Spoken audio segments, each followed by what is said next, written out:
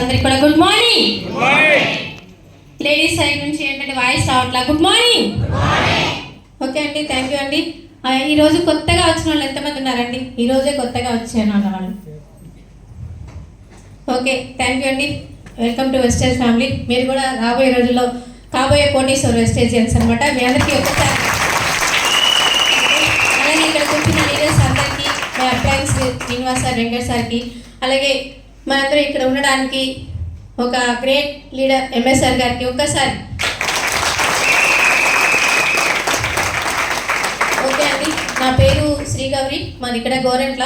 అది నేను చాలామంది ఇప్పుడు వచ్చి ఇక్కడ 50,000 తీసుకుంటున్న వాళ్ళు, ఓకే, లక్షలు తీసుకునే వాళ్ళు చూశారు కదా. ఇప్పుడు 50,000 తీసుకున్న లేడీస్ చూశారు కదా. మీ అందరికి ఏమనిపిస్తుంది? మనం కూడా తీసుకోవచ్చు అనిపిస్తుందా, లేకపోతే వాళ్ళకి మాత్రమే సాధ్యమైతే అనిపిస్తుందా? ఏంటి, అందరికీ అవకాశం ఉందా లేకపోతే కొందరికే ఉందా? వెస్టేజ్ లో అందరికీ ఉంది కదా. అందరికీ అవకాశం ఉంది అన్నప్పుడు ఇక్కడ చాలా మంది ఏంటంటే కష్టపడడానికి ఇష్టపడట్లేదు కాబట్టి అందరూ ఇక్కడికి రాలేకపోతున్నారు. 50,000 1,00,000 అంటే అవునా? కానీ అందరికి ఈక్వల్ ఆపర్చునిటీ అనేది వెస్టేజ్ గౌతమ్ వాలీ సార్కి నిజంగా అండి 3 తరాల రుణపడి ఉంటాం మనందరం కూడా. ఎందుకంటే ఆ మహానుభావుడు ఈ ప్లాట్ఫామ్ తయారు చేయలేకపోతే పేదవాళ్ళు కానీ కొన్ని లక్షల మంది ఉండిపోయే వాళ్ళేమో, అవునా? కాబట్టి పేదవాళ్ళు కూడా కోటీశ్వర జాబితాలోకి రావచ్చు అని నిరూపించిన ఏకైక ప్లాట్ఫామ్ ఏదైనా ఉంది అంటే మన ఇండియాలో వెస్టేజ్, అవునా కదా? కాబట్టి మనకు కూడా మన తలరాతను మార్చుకోవచ్చు, మన పేదరికాన్ని పోగొట్టుకోవచ్చు. ఎస్, నా ఫ్యామిలీకి నేను న్యాయం చేయొచ్చు. వెస్టేజ్లో కానీ గ్యారంటీగా ఒక 2 years నుంచి ఒక 3 years కష్టపడితే, ఓకే, 1 year గోల్ పెట్టుకొని 3 yearsలో మన గోల్ అనేది 1,00,000 5,00,000 మీ గోల్ మీరు ఏదైతే పెట్టుకుంటారో గ్యారంటీగా మీరు అనేది లక్షాధికారులు కోటీసులు అవ్వచ్చు, అవునా కదా? అలాగే నేను స్టార్ట్ చేసినప్పుడు అండి నా జర్నీ అయితే నిజంగా చాలా మంది ఇప్పుడు ఇంతమంది ఇక్కడ మన స్టేజ్ మీద అందరు కూడా లీడర్స్ నాకు 50,000 నాకు 1,00,000 నేను కార్లు తీసుకున్నాను అని ఎంతమంది చెప్తున్నారు. హైయెస్ట్ 14 లక్షలు తీసుకున్న వ్యక్తి మీ కళ్ళ ముందు ఉండి, ఓకే, ఎట్లా వర్క్ చేస్తున్నారండి? 14 లక్షలు తీసుకున్న ఇంట్లో కూర్చోవచ్చు కదా కాళ్ళు కాలేసుకొని, కానీ ఎలా చేస్తున్నారు?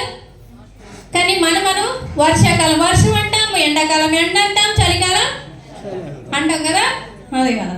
కాబట్టి ఏ కాలానికి పడ్డా ఆ కాలం గొడుగు పట్టుకొని వెళ్తేనే వెస్టేజ్లో సక్సెస్ అవుతావునా? సరే, ఈ 3 కాలాల్లో గవర్నమెంట్ జాబ్స్ ఎంతమంది ఇంట్లో కూర్చుంటారు? వర్షం అని ఈరోజు గవర్నమెంట్ జాబ్ వెళ్ళే వాళ్ళు ఎంతమంది ఇంట్లో కూర్చున్నారు? ఎవరైనా కూర్చున్నారా? మరి ఎండాకాలం, చలికాలం, మరి మనకెందుకు అది 3 కాలాల్లో ఏదో ఒక వంక వస్తుంది? ఇక్కడ జాబ్ కాదు కాబట్టి, అవునా? బాస్ లేరు కాబట్టి. ఇక్కడ ఎవరికి వాళ్ళే బాస్లు అండి. నువ్వు బాస్, నీ ఇంటికి నువ్వు రేపొద్దున ఒక లక్షాధికారుల లిస్టులో ఉండాలి అంటే నువ్వు అన్ని కాలాలు టయాలు మర్చిపోయి కొంత టైం కానీ ఇక్కడ కేటాయిస్తే 100% రిచ్ పీపుల్లో మనందరం ఉండొచ్చు అండి. 100% దానికి మాత్రం మీరు డిసైడ్ అవ్వండి, ఓకేనా? కాబట్టి అందరికీ కూడా ఇలాంటి మంచి ఆపర్చునిటీ వెస్టేజ్లో ఉంది కాబట్టి మీరు అందరూ డిసైడ్ అవ్వండి. అలాగే నేను స్టార్ట్ చేసినప్పుడు చెప్పాను కదా, ఇక్కడికి వచ్చి స్టేజ్ మీద 1,00,000 తీసుకునే వాళ్ళు కాదు కదా, లేడీస్ కూడా వచ్చి మాట్లాడేవాళ్ళు లేరు. వెంకట్ సార్ 4 ఉన్న దగ్గర నాకు కాన్సెప్ట్ చెప్పినప్పుడు నేనేమన్నానంటే, సార్ నీ 3 వెళ్ళిపోయారు వినేసి 3 వెళ్ళిపోయారు, నేను కూర్చొని సార్ ఏం చేయమంటారు అన్నా. అంటే సార్ అన్నారు కదా, నన్ను చూసి అప్పటికి నేను చాలా బిజీ అండి. ఇప్పుడు బిజీ అంటేనే ₹1,00,000 తీసుకుంటే నువ్వు బిజీ అని చెప్పి, లేకపోతే బిజీ అని చెప్తేనే వాళ్ళని లాగపెట్టి ఒకటి పేగుద్ది అయింది, అవునా?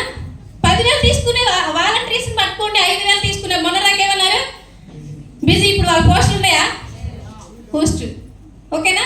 అంటే చూడండి, మనం దేన్ని పట్టుకుని ఎలాడుతున్నాం? బిజీ అనే ఒక పదాన్ని పట్టుకుని ఎలాడుతున్నాం కదా. రమ్మంటే పిల్లలు అంటాం, లేకపోతే ఇట్లా పని అవ్వలేదు అంటాం, లేకపోతే ఏదో ఒకటి చెప్తాం, లేకపోతే మా వారిని హాస్పిటల్ అంటాం, లేకపోతే మా పిల్లల స్కూల్కి మీటింగ్ రోజు చాలా వంకలు చెప్తాం కదా.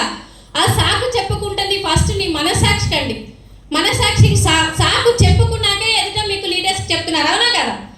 అప్లయన్స్కి సాకు చెప్తే అది పెద్ద గ్రేట్ అనుకొని ఫీల్ అవుతాం, కానీ అప్లయన్స్కి సాకు చెప్పే ముందు నీ లైఫ్ని మీకు సాక్ష్యం అంటే ఎవరు మనసాక్షి సాక్ష్యం ఉంటుందా లేదా? మీరు ఏం చెప్తారు? అప్లయన్కి చాలా బిజీ అని చెప్తారు, కానీ తర్వాత ఫ్రీనే కదా. మీటింగ్ 2 గంటలు మాత్రం బిజీ అంటారు. అలాగే మనం ఎప్పుడైతే చెప్తామో మన లైఫ్ని మనం స్పాయిల్ చేసుకున్నట్టే. వెస్టేజ్లో మాత్రం అబద్ధాలు చెప్పుకొని మనం మీటింగ్స్కి రాకుండా ఉంటాయి, అవునా? అలాగే నేను మీటింగ్స్ సార్ వాళ్ళు ఎక్కడ చెప్తే అక్కడికి వెళ్ళేదాన్ని. శ్రీనివాస్ సార్ కానీ వెంకట్ సార్ కానీ ఇప్పుడు చోట మీటింగ్ ఉందంటే అప్పుడు CNDs మాత్రమే జరిగేవి, అవునా? ఆ సిఎన్టీస్కి నేను వెళ్ళి మీటింగ్కి వెళ్ళి నేను చేసి అప్పుడు సార్ వాళ్ళు హైదరాబాద్ ఒక మీటింగ్ తీసుకెళ్తే ఆ హిందీలో చెప్తున్నా నాకేం అర్థం కాదు. కానీ లాంగ్ వే తిన్నాను. సరే కూర్చుంటే కనీసం వాటర్ బాటిల్ కూడా బయటకు పంపించిన. పొద్దున్నే 10 లోపలికి వెళ్తే 2 దాకా వదిలిపెట్టలా. సరే ఏ మీటింగ్ సార్ అనేది నాకు అర్థం కాదు. మీటింగ్స్ అలాగే ఉంటాయి అమ్మా అని. ఇక్కడ ఏదైనా కొంచెం లోడ్ జరిగితే ఏమంటారు లేట్ అయితే ఏదో ఒక ప్రాబ్లం. లేట్ అయితే ఆకలిగా ఉన్న వాళ్ళు వెళ్ళి చేసేసి భోజనం చేసేసుకుని రావచ్చు, అంతే కదా. కానీ పక్కన వాళ్ళు డిస్టర్బ్ చేయకూడదు, పక్కన వాళ్ళతో ఇంకో మాట అనేది అనకూడదు. అలాగే నేను స్టార్ట్ చేసినప్పుడు ఇక్కడ ఎవరు లేరు. ఇప్పుడు నేను స్టార్ట్ చేసినాక నేనేమనుకున్నా అంటే సార్ నాకు ఈ బిజినెస్లు ఇవన్నీ చెప్పడాలు ఈ హెల్త్ ప్రోడక్ట్ ఎవరికైనా ఇస్తే ఏమైనా అయిందనుకోండి నన్ను మామూలుగా వదిలిపెట్టారు అవునా అని చెప్పేసి భయపడిన దాన్ని. మీరందరూ ఇప్పుడు ఫుడ్ సప్లిమెంటేషన్ ఇవ్వడానికి ఎంతమంది భయపడుతున్నారు? భయపడేవాళ్ళు ఎవరైనా ఒకళ్ళ హ్యాండ్ వేస్తే భయపడేవాళ్ళు, ఇంకా ఇవ్వడానికి భయపడేవాళ్ళు ఉన్నారు. ఓకేనా? ఎందుకు భయపడుతున్నామంటే ఇప్పుడు సపోజ్ ఇప్పుడు మనం ఏం డాక్టర్స్ అండి కాదు, కాబట్టి డాక్టర్స్ కాదు కాబట్టి మనం భయపడుతున్నామా? డాక్టర్స్ ఏమి ఇస్తారు? మనం మందులు ఇస్తున్నామా? మన ఏంటి ఫుడ్ సప్లిమెంటేషన్ కదా. ఇది గూగుల్లోకి వెళ్ళి స్పిల్లినా వేస్టేజ్ చేసి పక్కన పెట్టి స్పిల్లినా టైప్ చేస్తే ఏం చెప్తున్నారు స్పిల్లినాలో? అవునా? మనకి భూ ప్రపంచం మీద తల్లి పాల తర్వాత అత్యుత్తమైన ఆహారం ఏదైనా ఉంది అని అంటే స్పిల్లినా. అవునా? ఇది ఫుడ్ తీసుకోవడానికి డాక్టర్ చెప్పాలా? మనం తీసుకోవడానికి ఎవరైనా ఒక వ్యక్తి చెప్తే గూగుల్లోకి వెళ్ళి స్టడీ చేసి చూసుకొని తీసుకోవచ్చా లేదా? ఇలాగా మనం ఇంట్రొడ్యూస్ చేయాలి. కాబట్టి మనం చేయడానికి ఈ ప్రోడక్ట్ రిఫర్ చేయడానికి నేను అప్పుడులో భయపడ్డాను. కానీ సార్ నాకు పరిచయం చేసినప్పుడు నేను అన్నాను కదా నేనైతే యూస్ చేస్తాను సార్, నాకు మైగ్రేన్ తలనొప్పి ఉంది, అది తగ్గితే నేను ఎవరికైనా చెప్తానన్నాను. సార్ నన్ను ప్రోడక్ట్ యూస్ చేయమన్నారు, నోని గ్యానోడర్మా స్పిల్లినా. ఈ 3 ప్రోడక్ట్ యూస్ చేసినాక 70 రోజుల తర్వాత నాకు రిజల్ట్ వచ్చిందండి. అప్పుడు నిజంగానే నేను చాలా బిజీ అనుకునేదాన్ని. ఎందుకంటే నేను ఇక్కడే సిసిఎన్ ఇండియా పోస్టల్ కాలనీ 4వ లైన్లో అండి. అక్కడ వచ్చేళ్ళకి హాస్టల్లో ఉండేదాన్ని. ఓకే, చాలామంది అనుకుంటారు కదా నేను ఆరోగ్యంగా ఉన్నాను, ఆరోగ్యం పోయాక చూసుకున్నాంలే, పోతే హాస్పిటల్కి వెళ్తే ఎప్పుడు మనం హాస్పిటల్కి వెళ్ళాక నీకు షుగర్ ఉంది బీపీ ఉందని టెస్టులన్నీ చేశాక అప్పుడు మనం ఏమనుకుంటాం నా ఆరోగ్యం పాడైపోయింది అనుకుంటా. అప్పుడు దాకా తెలిసిద్దా? తెలీదు. చెప్పా పెట్టకుండా వచ్చే ప్రాబ్లం ఏంటి? మెయిన్ ప్రాబ్లం చెప్పా పెట్టకుండా వచ్చేది హార్ట్ ప్రాబ్లం. అవునా? జలుబు బీపీ షుగర్ అయితే చెప్పి కొన్ని రోజులు మందులు వాడాక వస్తుంది. కానీ హార్ట్ ప్రాబ్లం ఎలా వస్తుంది? చెప్పకుండా వచ్చే ఏకైక ప్రాబ్లం. అవునా? ఏమనుకుంటామంటే ఇప్పుడు లక్షలు పోసిన కోట్లు పోసిన కరోనాకి ఇంటికి తిరిగి వచ్చిన వాళ్ళు ఎవరు ఉన్నారా? కొంతమంది రాలా, కొంతమంది వచ్చారు. అవునా? అంటే ఇమ్యూనిటీ సిస్టమ్ బట్టి వాడి యొక్క బాడీ తత్వాన్ని బట్టి. ఓకేనా? కానీ హార్ట్ ప్రాబ్లం వచ్చి 2 ఎకరాల పొలం అమ్మినా కూడా క్యూర్ అవ్వలేదండి మా వారికి. కానీ చాలా మంది ఏమనుకుంటారంటే ఆస్తులు అమ్ముకొని ఆరోగ్యాన్ని బాగు చేసుకోవచ్చు అనుకోవచ్చు. కానీ అది కళ్ళైనా అవుతుందండి? ఆరోగ్యం బాగుపడుతుందా ఆస్తులు అమ్మితే? అవ్వనే అవ్వదు. అవునా? లివర్స్ పాడైపోయి ఆస్తులు ఇస్తామంటే లివర్స్ వస్తాయా? అవునా?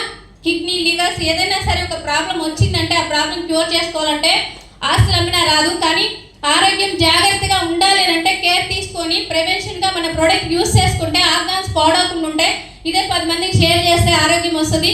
అదే 10 మందికి చెప్తే మనకి ఆదాయం వస్తుందని సార్ వాళ్ళు చెప్తే నేను డిసైడ్ అయ్యానండి.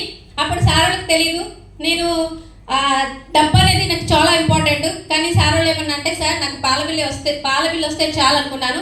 అప్పుడు వెంకట సార్ దగ్గర పేస్ట్ సోప్ ఉందండి, అది తీసుకెళ్ళి పక్కన వాసుమల విజయ అని ఒక అక్క ఉంది. సార్ ఈ 2 అమ్మితే ఎంత వస్తాయి అంటే 15 రూపాయలు వస్తాయి అన్నారు. ఎంత అండి? సరే ఒక ప్రయత్నం చేద్దాం. అక్కడే ఉన్నారు సారు. ఓకే, మంగళాస్ నగర్లో అక్కడే కూర్చుని సార్ ఉన్నప్పుడు ఈ 2 తీసుకెళ్ళి వాసుమల విజయ వాళ్ళ ఇంట్లో మీటింగ్ జరుగుతుంది. అక్కడ ఈ 2 తీసుకొని 105 రూపాయలు, అది 30 రూపాయల సోపు, పేస్ట్ 55 రూపాయలు ఏమో, 100 రూపాయలు ఇస్తే 85 రూపాయలు తీసుకుని 15 రూపాయలు నాకు ఇచ్చారు. అవునా? ఎంత వచ్చినాయండి నాకు?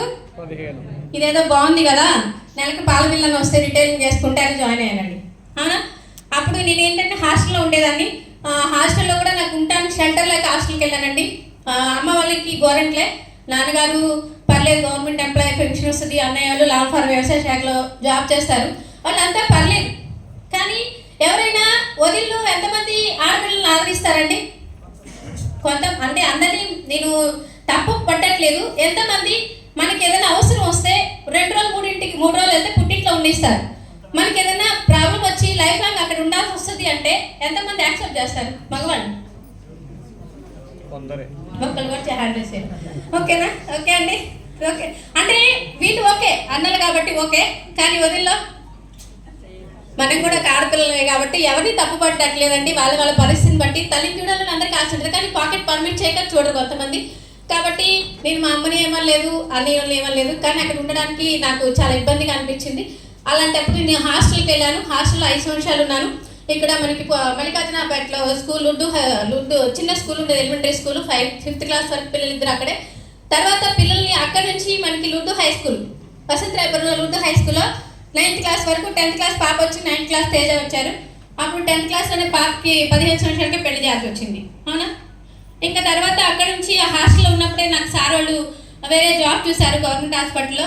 అదేంటంటే మనకి అక్కడ లుడ్డు హై స్కూల్లో నేను 10th నుండి చదివింది. ఇంటర్ బైపీసీ అనేది స్కూల్లో లుడ్డు హై స్కూల్లో సార్ వాళ్ళు రాపించి సిహెచ్సిలో కిషోర్ సార్ వచ్చింటారు, కౌన్సిలర్ గారు. అక్కడ చాలామంది ఏంటంటే ఈ అమ్మాయి ఆశా వర్కర్ చేసింది, లేకపోతే కట్టిబాబు సార్ పరిచయం అయ్యారు, వేరేలాగా పరిచయం అయ్యారు. కానీ కట్టిబాబు సార్ కూడా నాకు హాస్టల్లో పరిచయం అండి. ఆ కిషోర్ సార్ సిహెచ్సి అమరావతి సిహెచ్సిలో ఎన్నమ్మగా నాకు అప్పుడు 2007లోనే 2009లో పిహెచ్సిలో నేను వెళ్ళానండి. 4500 ఇచ్చారు. అక్కడ 4500 హాస్టల్లో ఫ్రీ అండి, ఉండడానికి షెల్టర్ మాత్రమే. సాయంత్రం మళ్ళీ మిషన్ కుట్టేదాన్ని. మనకి ఇప్పుడు కొట్టిపడ ఆఫీస్ పక్కన భవానీ టైలర్ షాప్ ఉండేది, ఇప్పుడు లేదు అది. ఆ షాప్లో నేను స్టిచ్చింగ్ చేసేసి అక్కడే ఉంటేనే బ్లౌజెస్ ఇస్తాను. కానీ నేను అన్నా సార్ నేను ఉంటాను కాదు, హాస్టల్లో పనిచేయాలి, ఇట్లా నాకు పీసెస్ ఇస్తే నేను టీచింగ్ చేసి పొద్దున్నే తెచ్చిస్తానంటే సరే అమ్మా అని చెప్పేసి నా పరిస్థితిని బట్టి సార్ రిక్వెస్ట్ చేస్తే ఇచ్చారు. అక్కడ స్టిచ్చింగ్ చేసి తీసుకొని వచ్చాక ఆ నైట్ 8ంటికి పిల్లలకి అందరికీ ఫుడ్ పెట్టి పడుకుంటారు కదండి, 8-9 అయింది. ఆ టైంలో నేను 12 దాకా మిషన్ కుట్టేదాన్ని. 12 దాకా మిషన్ కుడితే ఒక్క 5 బ్లౌజులు కుట్టే 100 రూపాయలు వచ్చాయండి. 20 రూపాయల పీస్కి కట్ చేసి ఇస్తారు, మనం స్టిచ్చింగ్ చేసి ఇవ్వడమే, అవునా.